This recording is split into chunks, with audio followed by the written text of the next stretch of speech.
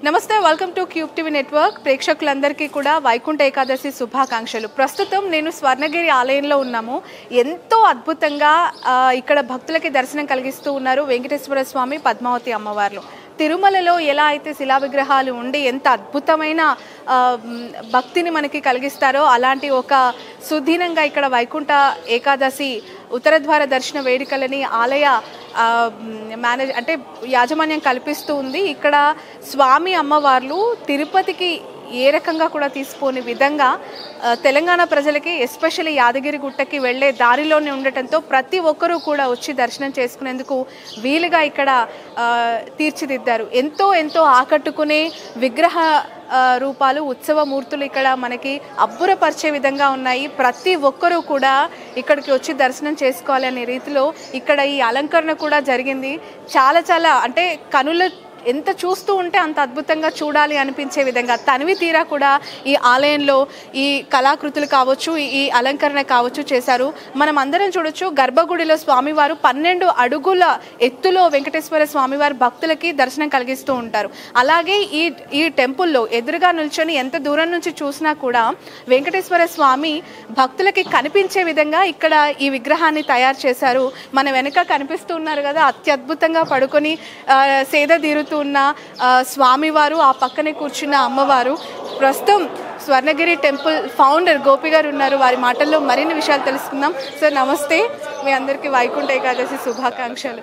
అసలు మాటల్లో నాకు ఏం అడగాలో ఏం చెప్పాలో నాకు అర్థం కావట్లేదు. ఇంత అద్భుతమైన అలంకరణ, ఇంత అద్భుతమైన విగ్రహ మూర్తులు ఇక్కడ ఏర్పాటు చేయటం, అసలు వైకుంఠ ఏకాదశి ఈరోజు చాలా వైభవంగా చేస్తూ ఉన్నారు. First of all congratulations. ఏం చెప్తారు సార్ భక్తులకి ఇక్కడికి రావాలనుకునే వాళ్ళకి? చాలా సంతోషం అండి. కొంచెం గట్టి మాట. జై శ్రీమన్నారాయణ. సో వైకుంఠ ఏకాదశి అంటేనే అందరికి ఒక పండుగ, స్వామివారికి ప్రియమైన రోజు. ఆ రోజు స్వామివారిని కొలిస్తే మన మనసులో కోరికలు అన్నీ తీరుతాయి. వైకుంఠ మార్గంలో ఆయన దర్శనం చేసుకుంటే వైకుంఠానికి వెళ్తామని ఒక నమ్మకం. సో వైకుంఠ ఏకాదశి రోజు స్వామివారి దర్శనం చేసుకోవాలంటే చాలా కష్టం. కానీ ఈసారి స్వర్ణగిరి దేవాలయం మొట్టమొదటిసారిగా వైకుంఠ ఏకాదశి కార్యక్రమాలు ఏర్పాటు చేశామండి. సో చాలా చక్కగా స్వామివారి అలంకరణ కానివ్వండి, దేవాలయం కానివ్వండి, రంగురంగుల పువ్వులతో అలంకరించడం జరిగింది. ముఖ్యంగా జలనారాయణుడు చూడగానే 2 కళ్ళు సరిపోవు, అంత ఆనందంగా చక్కగా ఉన్నారు స్వామివారు. ఇది మన స్వామివారికి చూపించే ప్రేమలో ఒక విధానం అండి. సో చాలా చక్కటి ప్రకృతి అంతా కూడా, రంగురంగుల ప్రకృతి అంతా కూడా ఆయన దగ్గరే ఉంది. సో ఈరోజు ఉదయం 5 గంటల నుంచి భక్తులందరికీ దర్శనం స్టార్ట్ చేశాము. సో చక్కగా భక్తుల దర్శనాలను కూడా చాలా చక్కగా ఆనందంగా చేసుకుంటున్నాం. సార్ ఇక్కడ చూస్తూ ఉంటే స్వామివారు నిండు రూపం, బంగారు వర్ణంలో కనిపిస్తున్నారు వెంకటేశ్వర స్వామి. తిరుమలలో దర్శనం చేసుకొని బయటకు వచ్చిన తర్వాత విగ్రహాన్ని చాలా మంది మర్చిపోతుంటే ఆ అనుభూతి ఆ టెంపుల్ ప్రెమిసెస్ వరకే ఉంటుంది అని అందరూ అనుకుంటుంటారు. కానీ ఇంత అద్భుతంగా తీర్చిదిద్దిన వాళ్ళు ఎవరు, అసలు ఎలాంటి సేవలు స్వామివారికి ఇక్కడ అందిస్తున్నారు సార్? ముఖ్యంగా అండి, పెద్దకొండ నుంచి ఆ స్వామివారు చిన్న కొండ కూడా వచ్చారు. మన తెలంగాణ వాసులు అందరూ కూడా అదృష్టవంతులు. సో ఈ తెలంగాణ చిన్న తిరుపతి ముఖ్యంగా దేవాలయంలో నిర్మాణంలో వాడిన ప్రతి రాయి కూడా తిరుమల నుంచే, స్వామివారి విగ్రహాలు కానీ ఇవన్నీ అన్నీ కూడా తిరుమల నుంచే సేకరించడం జరిగింది ఒక సెంటిమెంట్గా. సో చాలా పవిత్రంగా, అంటే మనము సొంతంగా చేసుకుంటే బెస్ట్ చేసుకుంటాం, మనకు ఇష్టమైన వాళ్ళకు చేస్తే ఇంకా బాగా చేస్తాం. ఆ విధంగా దేవాలయ నిర్మాణం జరిగిందండి. దాదాపు 9 సంవత్సరాల నిర్మాణం జరిగింది. సో దేవాలయం చుట్టూ మాడవీధులు, సో మాడవీధిలో 4 ద్వారాలు, సో చక్కగా స్వామివారి ఊరేగింపుకి, బ్రహ్మోత్సవానికి చక్కటి మాడవీధి, స్వామివారికి చక్ర స్నానాలకు స్వామివారి కోనేరు, మధ్యలో జలనారాయణుడు.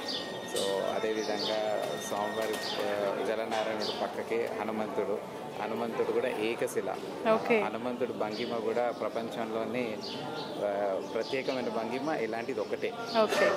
దాదాపు రథంపై ఉంటారు, దాదాపు 40 అడుగుల పైన ఉందండి హనుమంతు మండపం హనుమంతుడు. సో అదొక స్పెషల్ వే. అదేవిధంగా స్వామివారి గంట మండపం. సో నార్మల్గా గంట చూస్తే సైజు ఎలా చూస్తాము, కానీ ఇప్పుడు ఉన్న గంట టన్నుల్లో ఉంటుంది. So it's one of the biggest bell అని చెప్పవచ్చు అండి.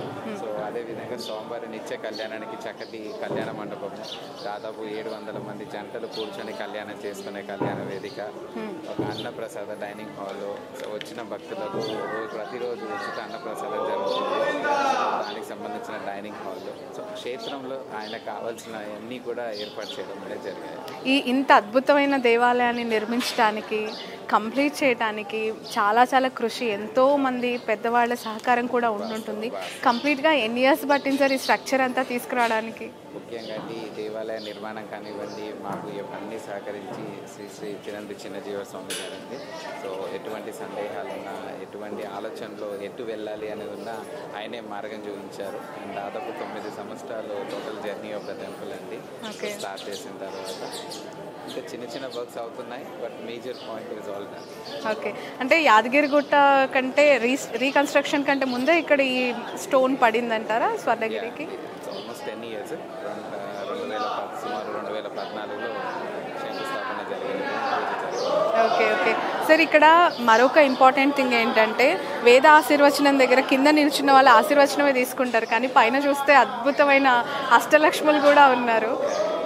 సో దగ్గుబాటి ప్రసాద్ గారు అండి, స్థపతి గారు, సో చాలా చక్కటి ఆలోచనతో చేశారు. అంటే స్వామివారి మండపంలో చూస్తే మీకు ఎక్కడైనా సింహాలు కనిపిస్తాయి, పై వైపు చూస్తే అష్టలక్ష్మి మండపం కనిపిస్తుంది. సో చాలా చక్కగా, అంటే ఎటువైపు చూసినా ఒక ఆనందం.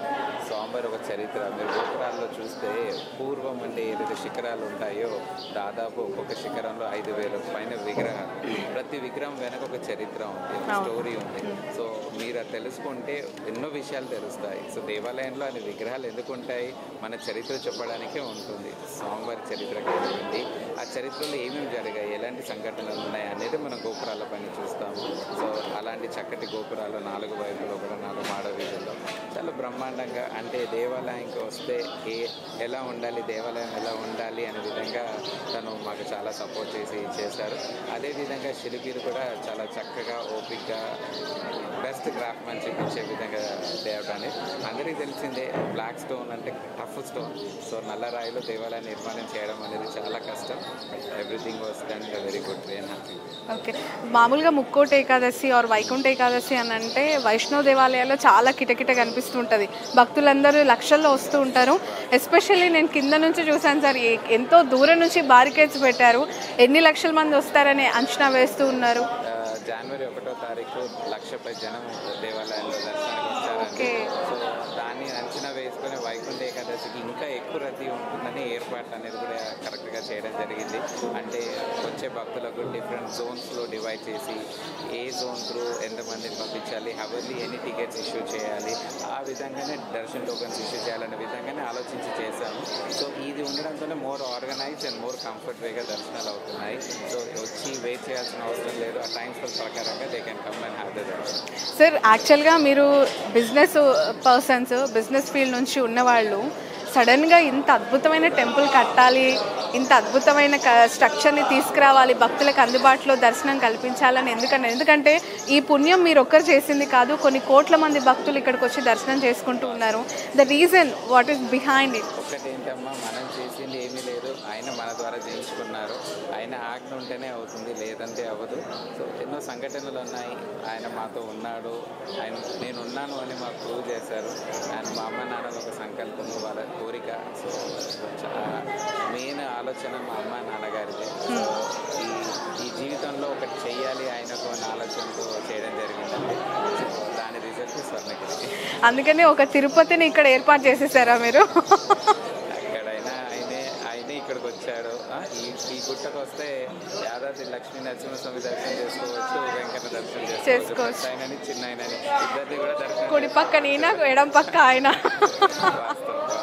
రైట్ సార్, ఇంకా అంటే ఈ వీడియో ద్వారా చాలామంది చూస్తూ ఉంటారు, వాళ్ళందరికీ మీ విన్నపం ఏంటి? స్వర్ణగిరి టెంపుల్ ఫౌండర్గా మీ మెసేజ్ ఏంటి సార్? ఎందుకు అని అంటే ఇప్పుడిప్పుడే కొత్తగా ఎస్టాబ్లిష్ అయింది, ఇంకా చాలామంది కోట్ల మంది భక్తులు రావాలని మనం కోరుకుందాం. మీ స్వర్ణగిరి టెంపుల్ నుంచి భక్తులు, స్వర్ణగిరి దేవాలయం అనే కాదండి, ఎవరైనా సరే పూర్వము ప్రతి లొకాలిటీలో ప్రతి విలేజ్లో దేవాలయం ఉండేది. సో పద్ధతి ఎలా ఉండేది, వ్యాపారానికి వెళ్ళినా ముందు దర్శనం చేసుకొని వెళ్ళేవాడు, ప్రతిరోజు దర్శనంకి వచ్చేవాడు.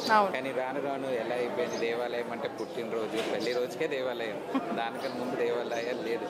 సో మన సాంప్రదాయాన్ని మన ధర్మాన్ని రాబోయే రోజుల్లో పిల్లలకు తెలియజేయాలంటే దేవాలయం కంపల్సరీ. మన పునాదులు ఇంకా మెరుగుపడాలి, గట్టిపడాలి అంటే దేవాలయాన్ని చాలా కంపల్సరీ అండి. సో ఇది అనేది ఒక లోక కళ్యాణం కోసమే అంకితాన్ని, ఇది ఒక ప్రజలకు అంకితమే. స్వర్ణగిరి దేవాలయం వస్తే అద్భుతంగా స్వామివారి దర్శనం చేసుకొని వెళ్ళవచ్చు అనేది. బంగారు వర్ణంలో స్వామివారు. సార్ యాక్చువల్గా మీరు అడగొచ్చో లేదో నాకు తెలియదు, but I don't want to wait for this. ఎన్ని కిలోలు పట్టించారు ఆ విగ్రహానికి? ఏం తక్కువ అండి, ఆయన ఏదనుకుంటే అది తెప్పించుకుంటాడు, చేయించుకుంటాడు. దాదాపు కమలంతో చూస్తే 16 అడుగులు ఆయన కమలం. స్వామివారి కింద కమలం ఉంటుంది. ఓకే. కమలం కాకుండా 12 అడుగులు, కమలంతో 16 అడుగులు స్వామివారు. Okay okay. ఓన్లీ విగ్రహం 12, కింద అది కలిపితే ఇంకో కమలం కూడా విగ్రహంతోనే, కానీ కేవలం స్వామివారం అయితే 12 అడుగులు. కమలంపై నిలబడ్డాడు కాబట్టి టోటల్ అయితే 16 అడుగులు. సో అంత పై వరకు కూడా మొత్తం బంగారం వర్ణంలోనే స్వామివారి దర్శనం కల్పిస్తూ స్వామివారికి ఎంత ఇచ్చినా తక్కువే. Right. Thank you so much sir. మళ్ళీ ఒక మంచి టైంలో ఇలాంటి సందర్భంలోనే ఈ టెంపుల్ ఎంటైర్ స్టోరీకి సంబంధించి మీ ద్వారా ఇంటర్వ్యూలో ప్రజలకి వివరించే ప్రయత్నం చేస్తాం. Thank you so much. ఈరోజు ముక్కోటి ఏకాదశి అయినా మాకు టైం కేటాయించినందుకు మీ ద్వారా ప్రేక్షకులందరికీ కూడా వైకుంఠ ఏకాదశి శుభాకాంక్షలు. Thank you sir. జై Srimannarayana. Thank you so much. ఇది మాటల్లో మాట్లాడుతుంటేనే ఆనందంగా అనిపిస్తుంది. ఒక్కసారి వస్తే ఇంక ఇక్కడి నుంచి వెళ్ళబుద్ధి కాదు, అంత మధురానుభూతి.